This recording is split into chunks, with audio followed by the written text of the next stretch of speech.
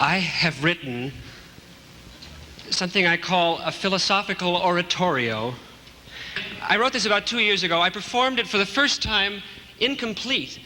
I had finished about 3/4 of it and performed it at a private party, and I had to explain to that audience that I hadn't solved all the world's problems in time for that evening's performance. But I'm pleased to announce that for tonight's, I have.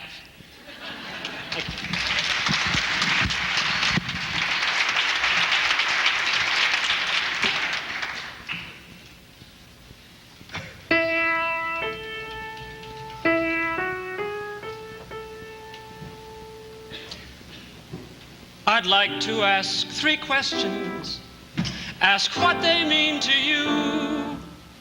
What is so? How do you know?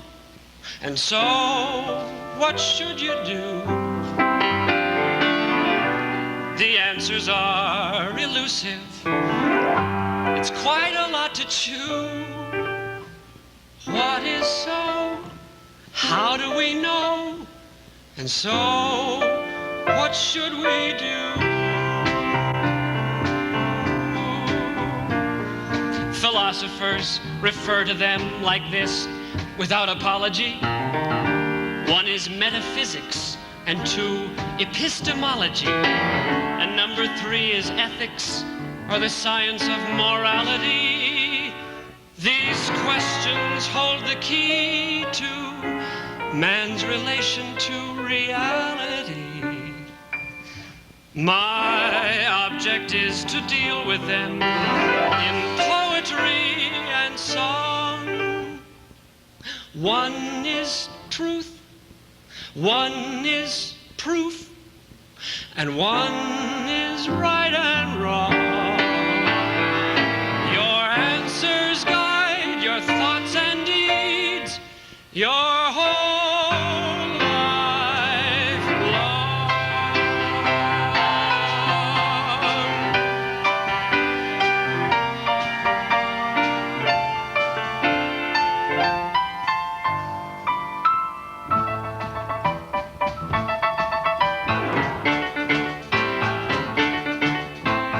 Everyone has a philosophy, whether he knows it or not. Some people fancy philosophy, some think it isn't so hot. Theirs, they believe, is to follow it, not to agree or oppose. Their only choice is to swallow it, wincing and holding their nose. Most people feel that philosophy's something they can't understand. So they absorb their philosophies out of the culture at hand, letting it dictate propriety, dictate what's false and what's true, leaving the job to society, as if society knew. Why should you study philosophy with all there is to pursue? Simply because your philosophy underlies all that you do. Why bother checking your premises? Why should you make that a goal? Premises can be your nemesis if they're not under control. What is regarded as knowledge is garbage we've got to outgrow. That which is taught in our colleges ain't necessarily so. Let me review for the curious what the philosophers thought. Don't be surprised if you're furious that this is still being taught.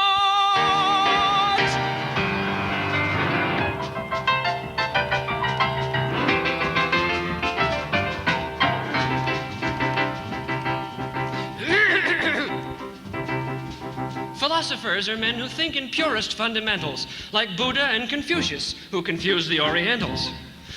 They taught by means of paradox that man is meant to suffer, that life and death are just the same, except that life is tougher. While Thales taught in ancient Greece and called his school Milesian, the weeper, Heraclitus, taught that things have no cohesion. Pythagoras decided mathematics would cohere him and ran around reciting his Pythagorean theorem.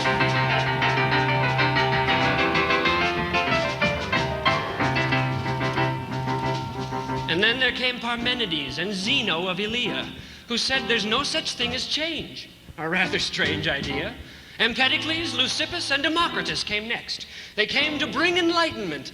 They left the world perplexed. The students of Protagoras were led across the greens with sophomoric wisdom like ends justify the means. The irony of Socrates up in his ivory tower is that he sought the truth of life, yet drank a deadly flower.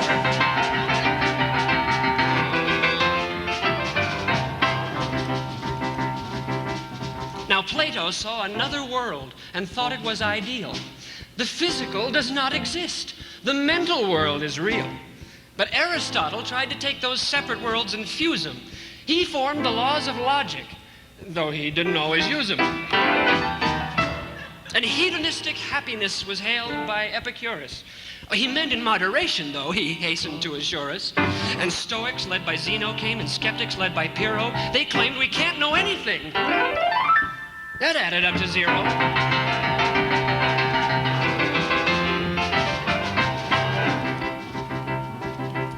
Then Philo borrowed Plato and applied him to religion. Plotinus, too, and Augustine, who added just a smidgen. And mysticism called itself superior to reason. And anyone who disagreed was put to death for treason. Throughout the Middle Ages, there was philosophic dryness, till Aristotle's work was rediscovered by Aquinas. So Renaissance philosophers began to do their jobs, a dearth of new ideas from a plethora of snobs.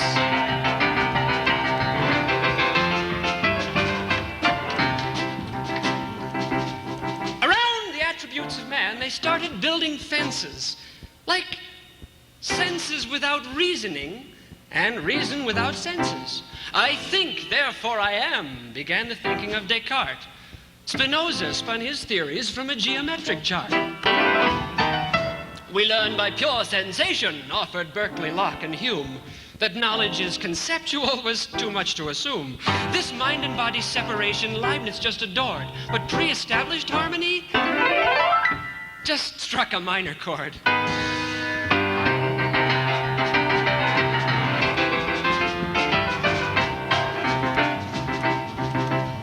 Philosophy and science split. Now which way would they go? Become the noble savage, came the answer from Rousseau. Which brings us to the thinker most subjectivist in slant. Can people stand to hear his name? I promise you, I can't. We owe the categorical imperative to him, which simply means morality is nothing more than whim. Self-sacrifice commanded Schopenhauer, Mill, and Bentham, with reasons so preposterous, I can't believe they meant them.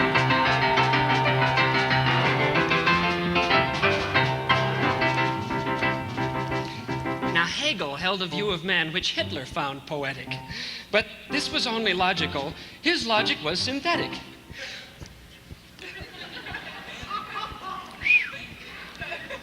That certain men are supermen was preached by Friedrich Nietzsche. This concept reached the Nazis too, who found it ginger peachy. The name for altruism was contributed by Comte.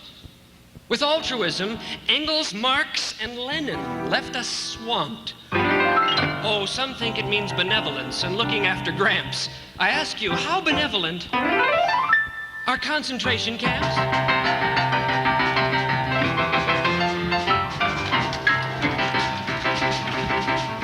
America gave Pearson, James, and Dewey an ovation, and pragmatism turned into progressive education.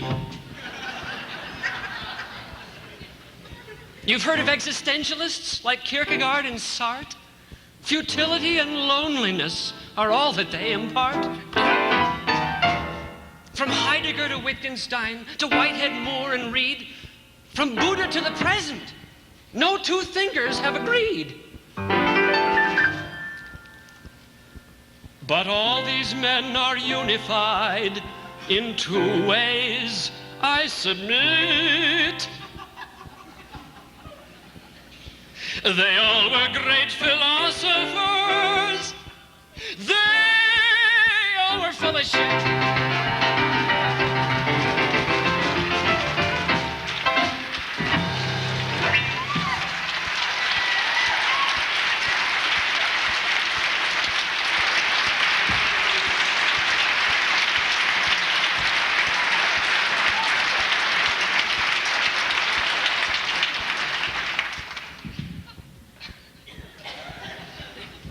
Several people asked me if this was a family show. Philosophy is not as complex as they'd have us think. It's justifying errors that produces such a stink. But let's not think that just because philosophers were boring, the subject of philosophy must not be worth exploring. No. Man needs a frame of reference and a moral code to guide him. But man just can't make head or tail of what has been supplied him. I say, let's start all over. Keep the best, but dump the worst. Let's start from scratch. Let's prove each point. Let's just take first things first. The most important thing to me is me.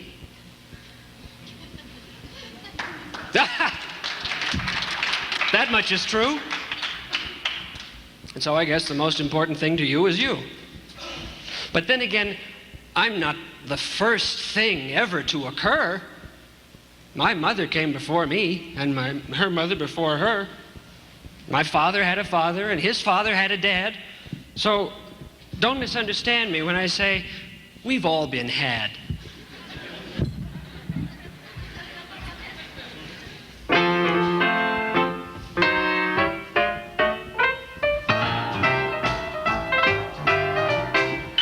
Cause and effect, cause and effect. I'm the result of cause and effect. One of the ways that all things connect is by the law of cause and effect. Cause and effect, cause and effect. There can be no cause without an effect. Effects without causes would be incorrect. So says the law of cause and effect. The cause of a bird is an egg. The cause of a bird is an egg. I'm not just pulling your leg or trying to be absurd. The cause of a tree is a seed. The cause of a seed is a tree. Something must antecede before a thing can be. See? Cause and effect, cause and effect. You needn't agree, you needn't object, but things can be thought about in this respect. Respect the law. The law. Respect the law. The law of cause and effect.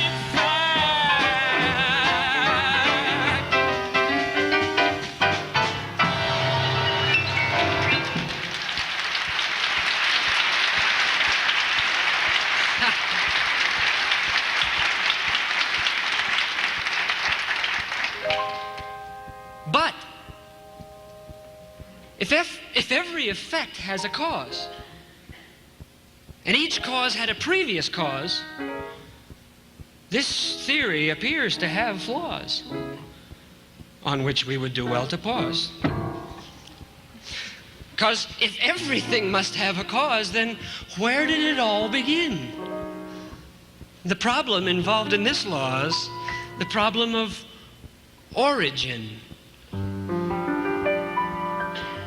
way back, before my parents, my uncles, or my aunts, way back before McDonald's and the world of high finance, way back before psychiatry and governmental grants, way back before Burt Bacharach, Burt Convy, or Burt Lance, way back before all man-made things like cars and Gucci pants, way back before Khomeini, Edwin Muskie, Cyrus Vance, way back before the animals, way back before the plants, way back before the world began, there was a great expanse.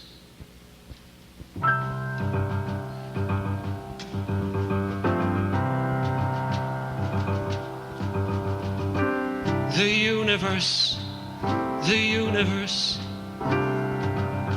of what does it consist? The universe is what we call all objects that exist. The universe is outer space and galaxies of stars and little things called planets such as Venus, Earth, and Mars. The universe is everything, including you and me, and subatomic particles impossible to see. You cannot go outside it, or above it, or below. The universe is all there is. There's nowhere else to go.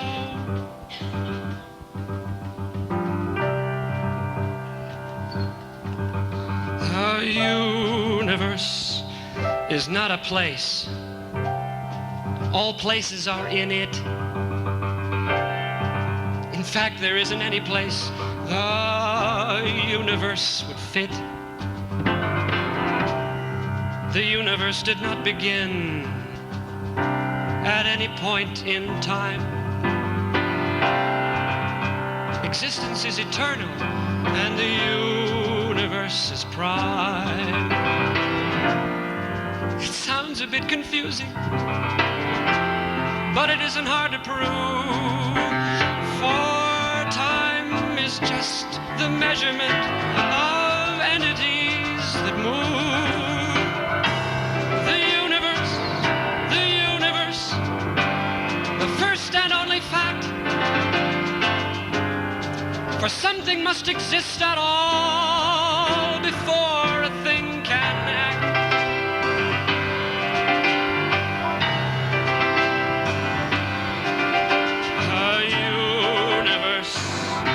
The universe existed all along. Theologists may argue, but theologists are wrong. No consciousness created or acted as its nurse. No consciousness existed prior to the universe.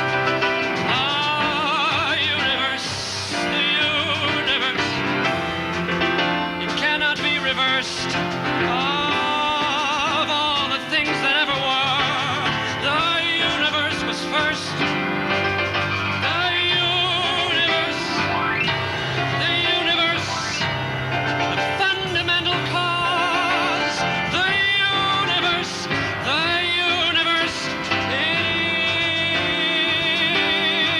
is and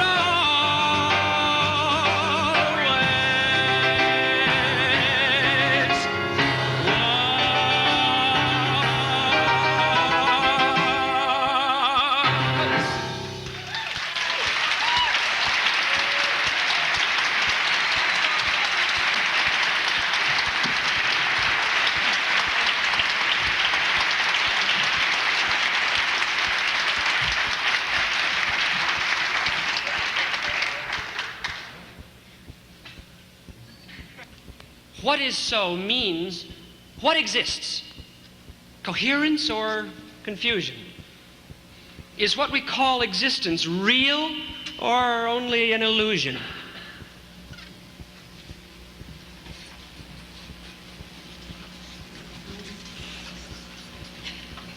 Existence is an axiom upon which all else rests, regardless of who says so and regardless who protests.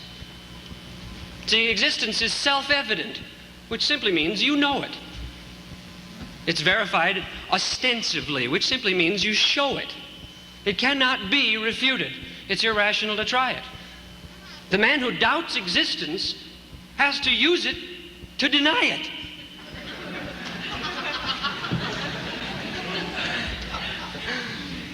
Existence is objective, independent of perceiver, independent of evader, independent of believer.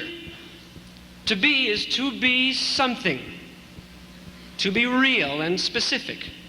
No thing can be and not be, to be strictly scientific.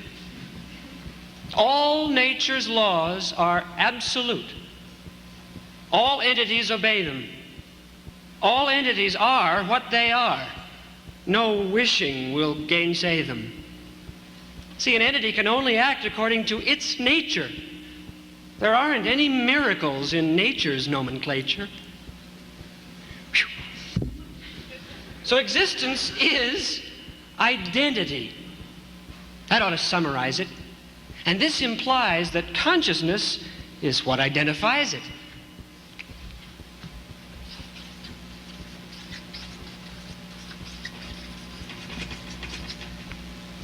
Consciousness perceives that which exists, and nothing more. Perceiving what exists is what a consciousness is for. Awareness is an axiom.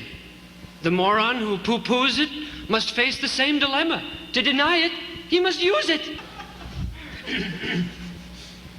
So existence, then, and consciousness are true and absolute. Of anything we say or do, these two are at the root.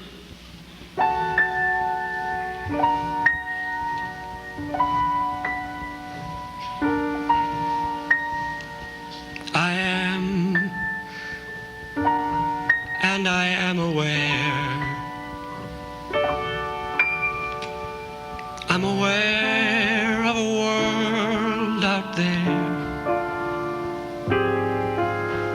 I can see for myself. I can taste, smell, hear, and feel.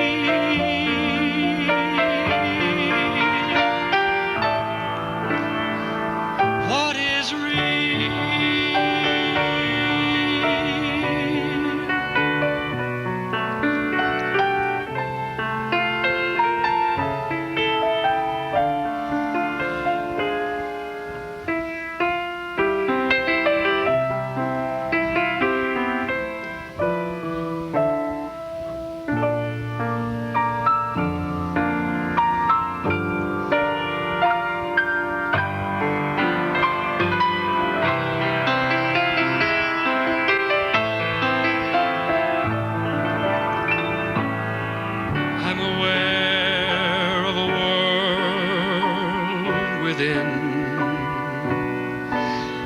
Of the world where my thoughts begin. I can wonder and wish and define, decide, and know.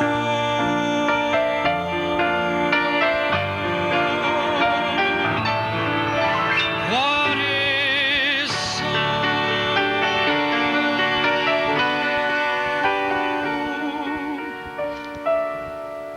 Every thought starts from there. I am, and I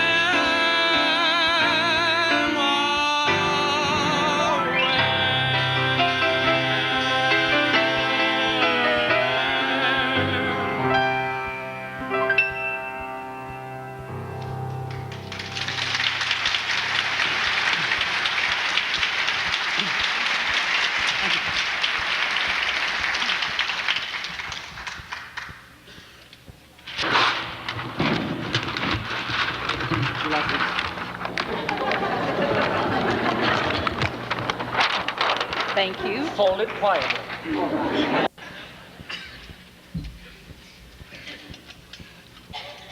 The second fundamental question asks, how do you know?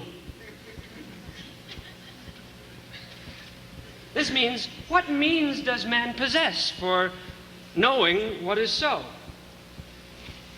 Is reason man's exclusive means of gaining information?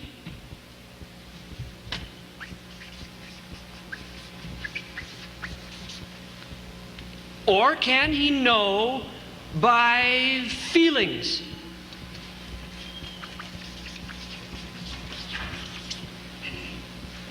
Or by mystic revelation?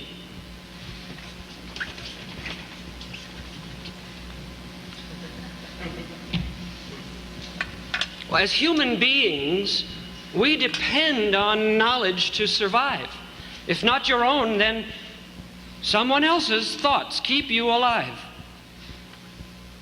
Emotions aren't knowledge, they just make you want to move.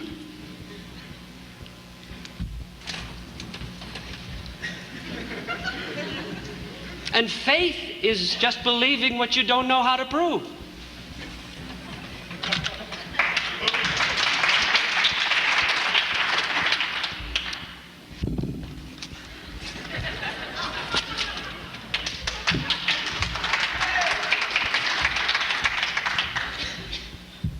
So reason is the faculty from which all thought commences. It integrates material provided by the senses. The senses gather data and transmit it to the brain. In simplest form, sensations are of pleasure or of pain. And sensations are retained by means of mental integration. And this stage is called perception. More complex than mere sensation, we share this stage with animals. It's virtually static because this integration is completely automatic. Man's level is conceptual.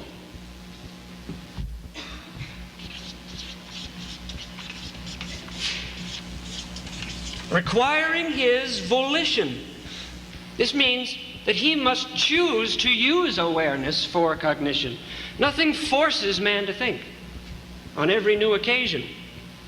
He makes that choice himself each time. It's thinking or evasion.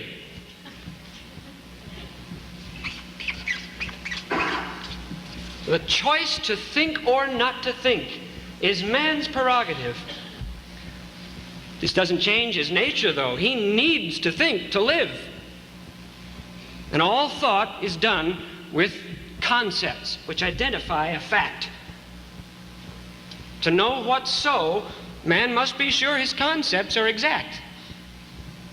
And since man is not infallible, and man is not omniscient, he needs to find a way to make his thinking most efficient. Logic is the method that gives thought the right restriction. It puts it to a simple test. It's called non-contradiction. See, a contradiction can't exist, or life would just be terror. To hold a contradiction is to know you've made an error. We cannot eat and have our cake. No matter how we pray, it's either or. And facts are facts. The law is A.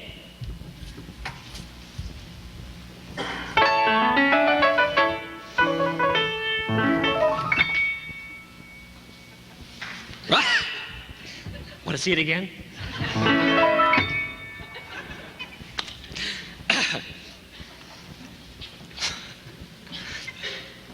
One day, while they were passing round the bottle, said Plato to his pupil Aristotle, "This world that we perceive is a world of make-believe. What we see does not exist. It's a reflection. But Aristotle thought a lot and chortled. What a lot of rot. This twaddle needs rebuttal and rejection. You mean that this potato is not a real potato? For all we know, it might be a tomato. Plato.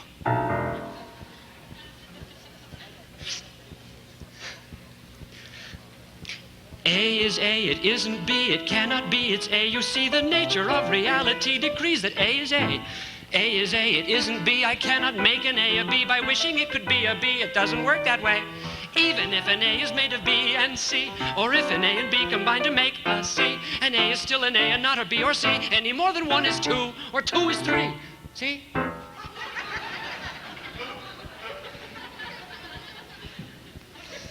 A is A, it isn't B. If A were just the same as B, there'd be no need to call it B, so let it be an A. He was furious. A is A, it's common sense. I shudder at the consequence if people tuned their instruments believing A was B. A is A and B is B. A thing to be an entity must have its own identity, to be or not to be. Defining what is fact and what is fiction. Depends upon the law of contradiction. We contradict the meaning of identity when we say a thing can be and yet not be. See?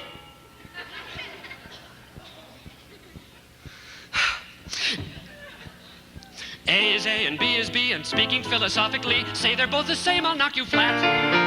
In is in and out is out, and thin is thin and stout is stout, and truth is truth and doubt is doubt and truth. There is no doubt about it. A is A, and may I say, it stays that way from day to day, and that is that.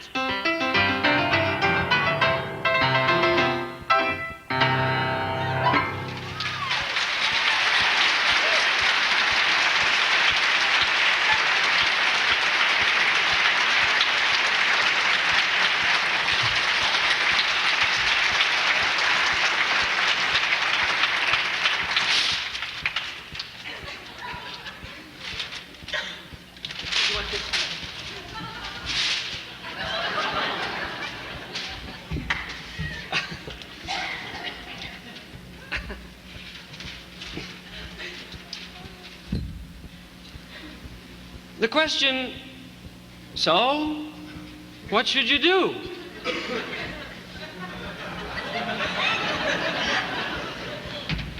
Is question number 3. See, philosophy's development is something like a tree. The roots are metaphysics to provide a firm foundation. And the trunk, epistemology, provides substantiation. And ethics is the branches and the leaves in which it's dressed. And in this way, morality depends upon the rest.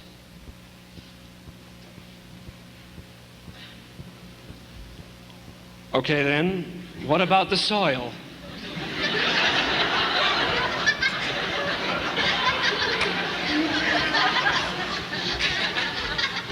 I hear your silent query.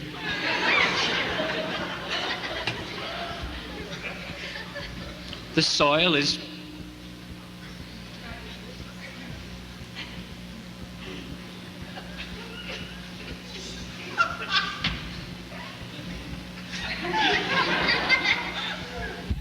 is what gives rise to any philosophic theory.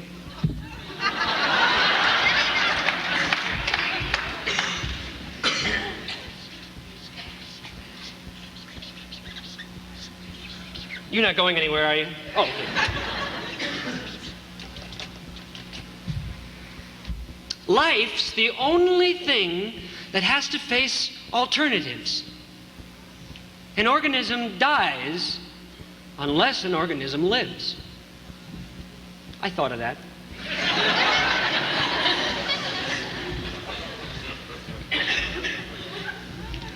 See, matter sometimes changes forms, but cannot cease to be. It's only life itself that comes without a guarantee. Remember, when we speak of life, we mean by this abstraction a process of self-generated, self-sustaining action. An organism's nature will prescribe what it should do, and living is the value which its actions must pursue. All plants act on this standard, and all animals have sensed it. The good is that which furthers life. The evil acts against it. See, a plant can automatically do only what it should. An animal has automatic knowledge of what's good. But man possesses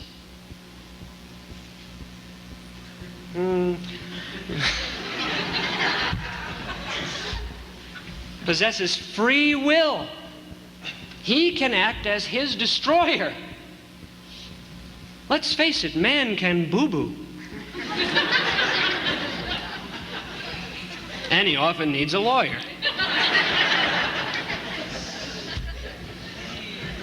So, morality does not apply to everything that is. It rests on man's volition, since the choice to think is his. Now, of all the values man can hold, these three must reign supreme. One is reason. One is purpose.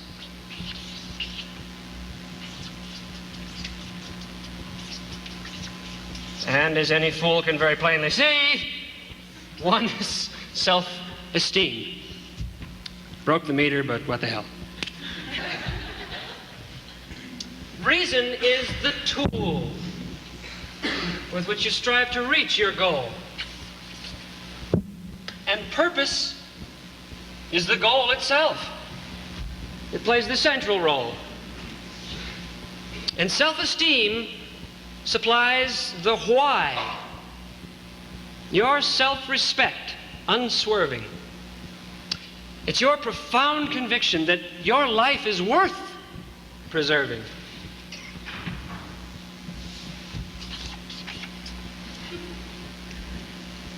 Think that one over. And these values have to be achieved, and virtue must achieve them. The 7 virtues are what man should do. Take them or leave them.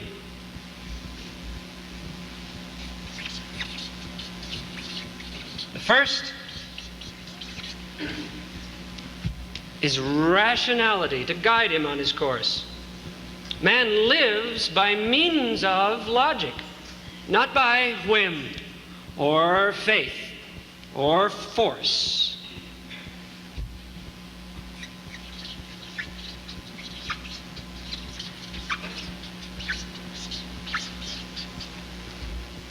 Independence means that truth is yours alone to find. It's your responsibility to live by your own mind.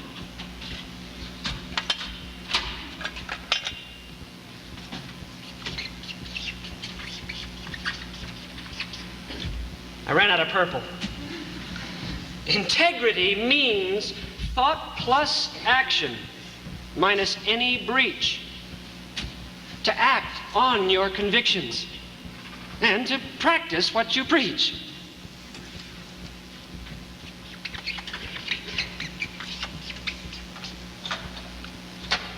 Sloppiness is...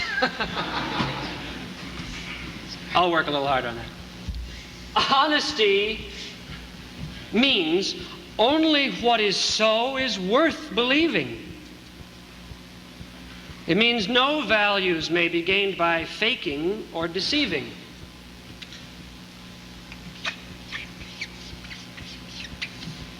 Justice means you neither seek nor grant unearned rewards. It means men must be traders and no longer serfs and lords and hostages.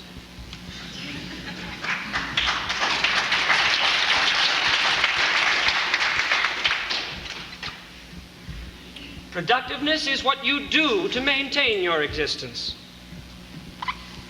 Achievement is your purpose. And achievement means persistence.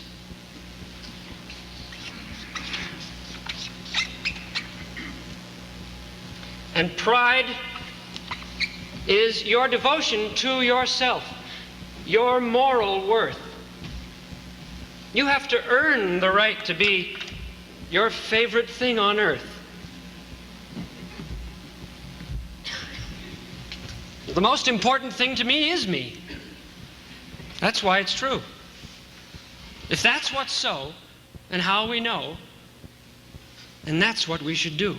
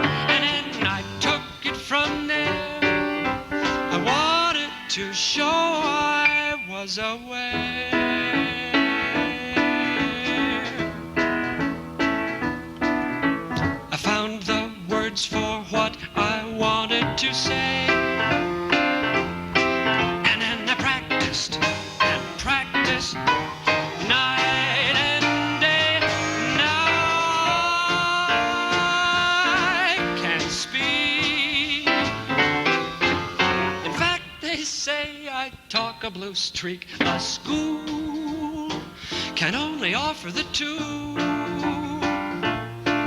A tool is of no use to a fool. A fool can memorize every rule, but then as a rule he's through with it. What matters is what you do with it. I know how to live, I know what to be. Someone once showed me it was all up to me, and then I took it from there. I wanted to be something rare.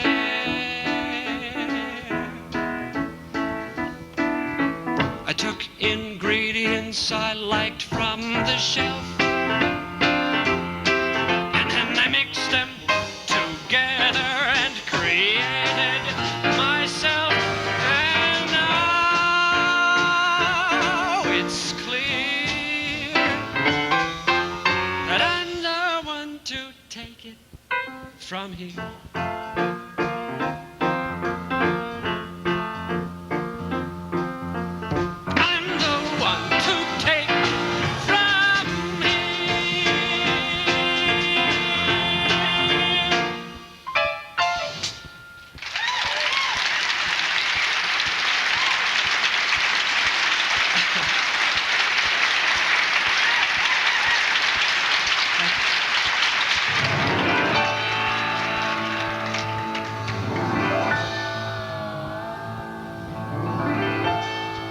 Everyone has a philosophy. Few of them make any sense. Politics stem from philosophy. Here's where the heat is intense. Communists clearly communicate. Everyone's wealth is to share. Socialist, fascist, or welfare state, none of them plays laissez-faire. Life requires freedom and property. Men must not be parasites. Men need a government properly, only for guarding these rights. Both wings are singing their songs to me. Our lives belong to the state. Reason says my life belongs to me. So does the wealth I create. Look into other philosophies. Learn how a culture declines. Notice how other philosophies ask you to give up your mind. Specious and vicious dichotomies split mind and body apart. Do-it-yourself kit lobotomies, pitting the mind versus heart. Feelings must rule, that's the hack advice. No need to question their source. Reason, they say, we must sacrifice. Don't think, just follow the force. Some people stick to the platitudes, sorting the rights from the wrongs. Some philosophical attitudes come from our popular song. See if any of these have been theme songs of yours. Love thy neighbor, be wise, be smart, make someone happy, put a little love in your heart. I'm always chasing rainbow, the best things in life are free. I got the sun in the morning and the moon at night. C'est la vie, let it be. Life is just a bowl of cherries. Who cares? I don't care. What the world needs now is love, sweet love, and all in love is fair. I got plenty of nothing, and it all belongs to you. Everything I have is yours. What now, my love? What'll I do? Is that all there is? What kind of fool am I? How deep is the ocean? How high is the sky? That's life. That's what people say. We're poor little sheep who have lost our way. But I'm glad to be unhappy. I got a right to sing the blues. We're lost out here in the stars. Why was I born? Born to lose.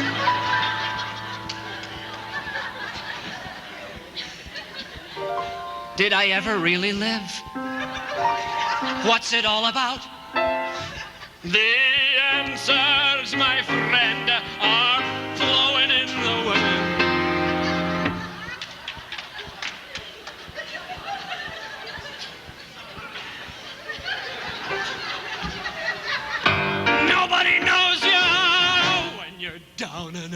shout.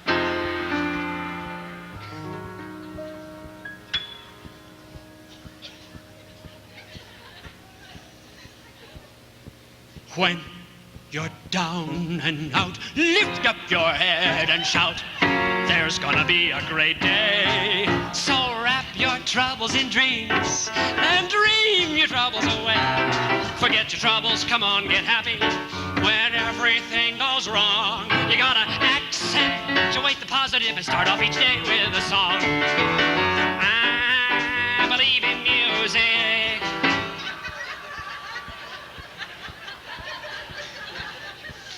Smile, darn you, smile. Be a clown.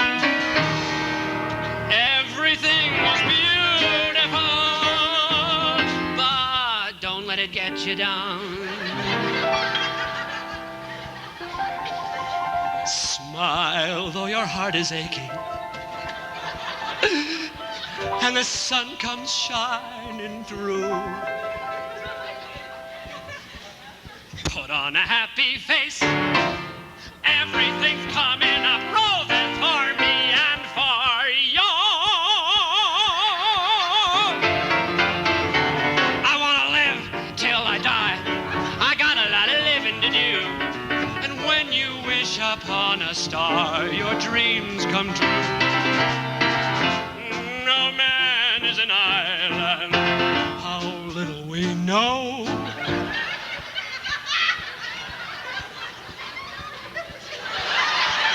Then I know why I believe. How do I know? The Bible tells me so. Climb every mountain, ford every stream. Look for the silver lining and a dream, the impossible dream. This is my life. I did it my way. I gotta be me. I'll face the unknown. Make your own kind of music.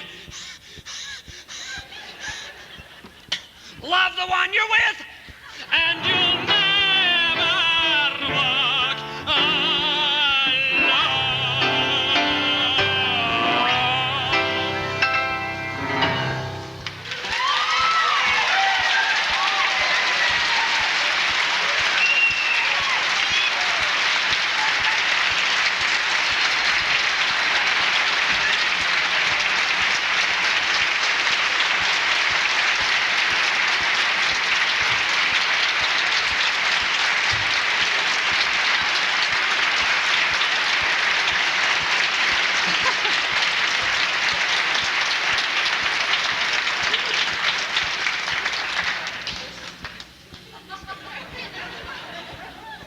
So what have we determined?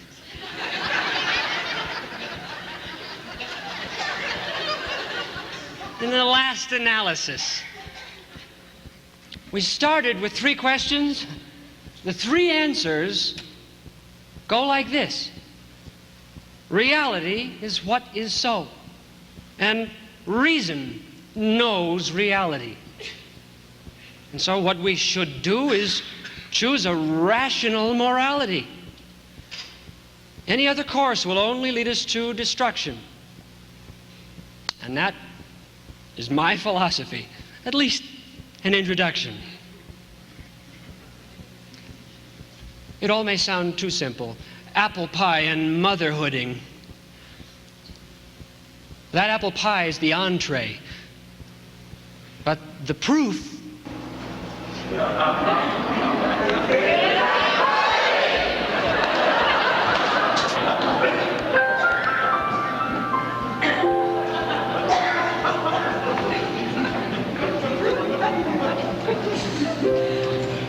living is loving to live,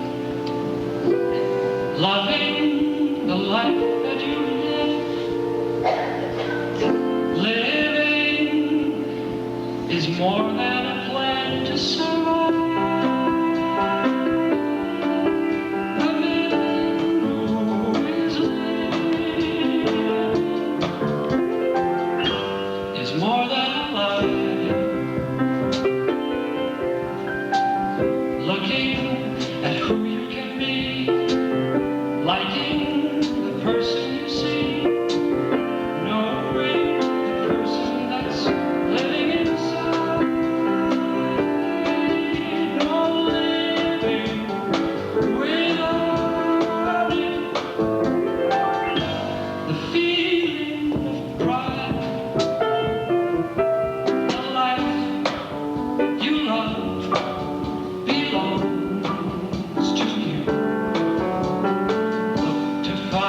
this love behind everything you do. Waking to welcome the day, making your mind up your way, taking your share of what life has to give. I'm learning that living is loving to live.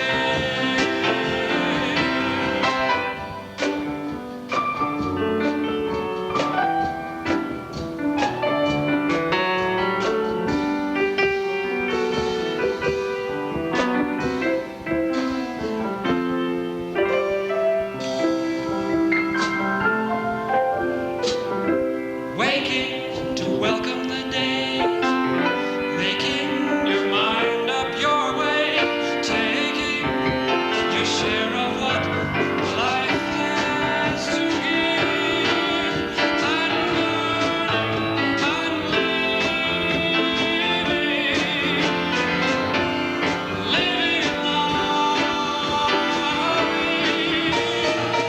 learning that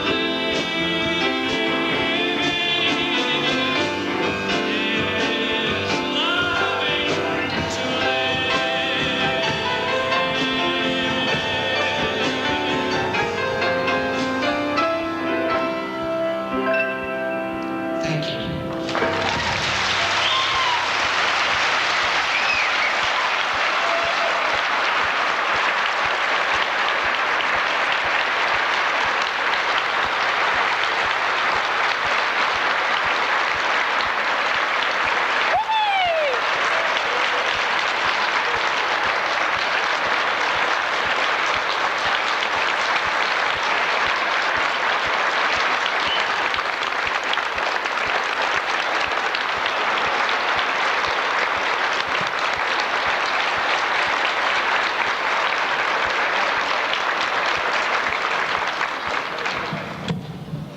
Thank you very much. Why don't we take about 20 minutes and then all come back and take off our clothes and have an orgy?